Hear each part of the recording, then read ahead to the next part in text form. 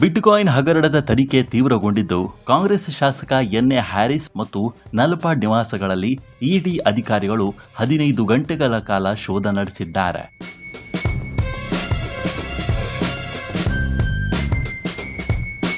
Hacker Sriki ಜೊತೆಗಿನ ಅಕ್ರಮ ಹಣಕಾಸು ನಂಟು ಮತ್ತು 10 ಲಕ್ಷ ರೂಪಾಯಿ ವರ್ಗಾವಣೆಯ ಕುರಿತು ಡಿಜಿಟಲ್ ದಾಖಲೆಗಳನ್ನು ವಶಪಡಿಸಿಕೊಳ್ಳಲಾಗಿದ್ದು, ಶಾಸಕರ ಪುತ್ರನಿಗೆ ವಿಚಾರಣೆಯ ಭೀತಿ ಎದುರಾಗಿದೆ.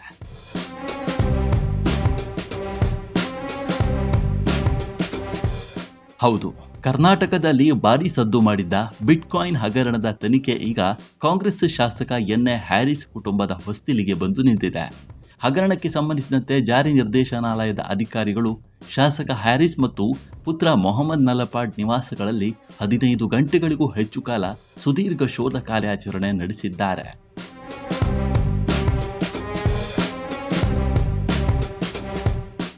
ಏಪ್ರಿಲ್ 20ರ ಮುಂಜಾನೆ 6:30ಕ್ಕೆ ಏಕಕಾಲಕ್ಕೆ ಕಾರ್ಯಾಚರಣೆ ಆರಂಭಿಸಿದ ಇಡಿ ಅಧಿಕಾರಿಗಳು ಬೆಂಗಳೂರಿನ ಒಟ್ಟು 12 ಆಯಕಟ್ಟಿನ ಸ್ಥಳಗಳಲ್ಲಿ ದಾಳಿ ನಡೆಸಿದ್ದಾರೆ. ಅಶೋಕನಗರದಲ್ಲಿರುವ ಶಾಸಕ ಹ್ಯಾರಿಸ್ ನಿವಾಸ, ಮೊಹಮ್ಮದ್ ನಲಪಾಡ್ ನಿವಾಸ, ಬೆಳ್ಳಂದೂರಿನಲ್ಲಿರುವ ಉಮರ್ ನಲಪಾಡ್ ಕಚೇರಿ, ನಲಪಾಡ್ಗೆ ಸೇರಿದ ಬೆಂಗಳೂರಿನ 4 ಪ್ರತ್ಯೇಕ ಕಚೇರಿಗಳು, ವೈಟ್ಫೀಲ್ಡ್ನ ಏವಿಯೇಷನ್ ಕಂಪನಿ ಮತ್ತು ಎಲೆಕ್ಟ್ರಾನಿಕ್ ಸಿಟಿಯ ಐಟಿ ಸೊಲ್ಯೂಷನ್ಸ್ ಸಂಸ್ಥೆಗಳು, ಹಗರಣದ ಕಿಂಗ್ ಪಿನ್ ಶ್ರೀಕಿ ಅಲಿಯಾಸ್ ಶ್ರೀಕೃಷ್ಣನ ಮನೆ, ಮಾಜಿ ಕೇಂದ್ರ ಸಚಿವ ಕೆ. ರೆಹಮಾನ್ ಖಾನ್ ಮೊಮ್ಮಗ ಹಕೀಬ್ ಖಾನ್ ನಿವಾಸ ಸೇರಿದಂತೆ ಹಲವೆಡೆ ಶೋಧ ಕಾರ್ಯಾಚರಣೆ ನಡೆಸಿದ್ದಾರೆ.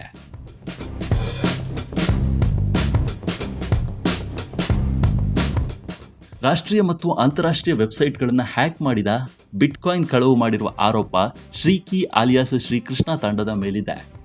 ಕಳುವಾದ ಡಿಜಿಟಲ್ ಆಸ್ತಿಗಳನ್ನು ಕ್ರಿಪ್ಟೋ ಮೂಲಕ ಮಾರಾಟ ಮಾಡಿ ಆ ಹಣವನ್ನು ಬ್ಯಾಂಕ್ ಖಾತೆಗಳ ಮೂಲಕ ವರ್ಗಾವಣೆ ಮಾಡಿರುವುದು ತನಿಖೆಯಲ್ಲಿ ತಿಳಿದಿದೆ.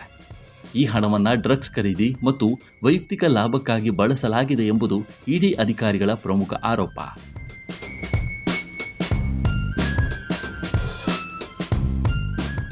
ಎರಡ್ 2020ರಲ್ಲಿ ಯಶೋಧಾದೇವಿ ಎಂಬುವರು ನೀಡಿದ ವಂಚನೆ ದೂರಿನ ತನಿಖೆ ವೇಳೆ ಈ ಲಿಂಕ್ ಬಯಲಾಗಿದೆ. ಹ್ಯಾಕರ್ ಶ್ರೀಕಿ ಹ್ಯಾರಿಸ್ ಕಿರಿಯ ಪುತ್ರ ಉಮರ್ ನಲಪಾಡ್ನ ಕ್ಲಾಸ್ಮೇಟ್ ಆಗಿದ್ದ. ಇದೇ ಸ್ನೇಹದ ಮೂಲಕ ಶ್ರೀಕಿ ಮೊಹಮ್ಮದ್ ನಲಪಾಡ್ಗೂ ಹತ್ತಿರವಾಗಿದ್ದ. ಶ್ರೀಕಿ ಬಿಟ್ಕಾಯಿನ್ ಹ್ಯಾಕ್ ಮಾಡಿ ಮುಂಬೈ ಮೂಲದ ವ್ಯಕ್ತಿಯೊಬ್ಬನಿಗೆ ಕಳುಹಿಸಿದ್ದ. ಆ ವ್ಯಕ್ತಿ ನಲಪಾಡ್ ಖಾತೆಗೆ 10 ಲಕ್ಷ ರೂಪಾಯಿ ವರ್ಗಾಯಿಸಿದ್ದ ಎಂಬ ಮಾಹಿತಿ ಲಭ್ಯವಾಗಿದೆ.